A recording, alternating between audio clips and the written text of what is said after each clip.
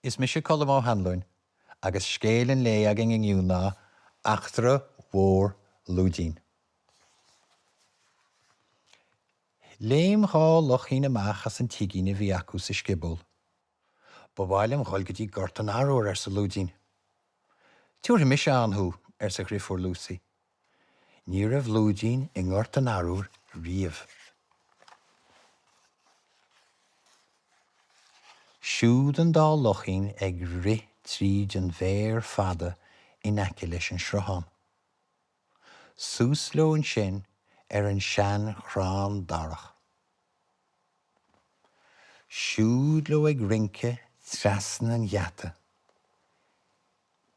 Síos leo an sin agus bhí siad in ngort an arúr.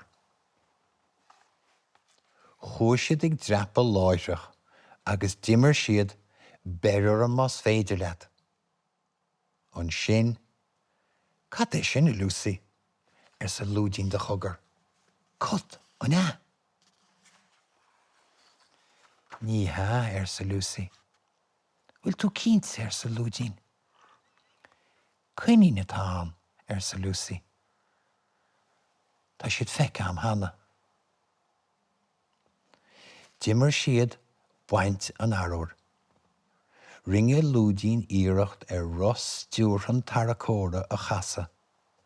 Ach bhí sé rómhór de lochín beg mar é. Cad é sin Lucy I ddíortha Lúidín. Olcomháin an á.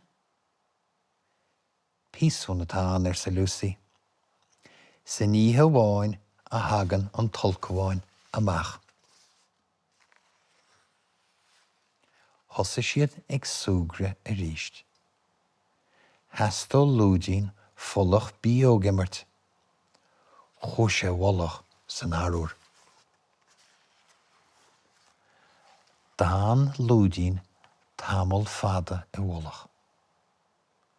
Ach bhí sé tréistal róáda agus hepéir Lucy teacht Bardam dul arás sesin leis féin. Arás le Lúidín tríd an ngort I dro Lucy. Ach, cén rud é sin sa Lúidín agus é cri. Cén rud é sin sa Lúidín agus é bálchre. Cén rud é sin sa Lúidín agus cri cos is láimh Lucy! A bhéic sé. Agus tháinig Lucy. Buchas le diad atú am sa Lucy. Cad iad na rudaí scan rúla sin Lucy sa Lúidín go faiteach.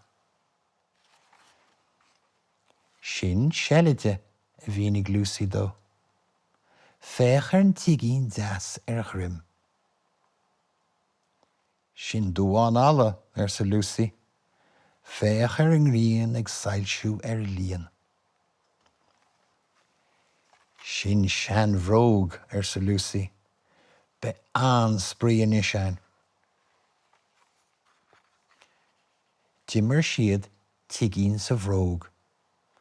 Agus a lán cluichí eile. Bhí an spórt acu an lá fad. Agus an ghrian ag dul faoi, ri an dá lochín a bhaile go sásta. Bín Eachtra Mhór sa Lúidín, ba bhreála me sin dhéanamh ríist Lucy, agus rinne.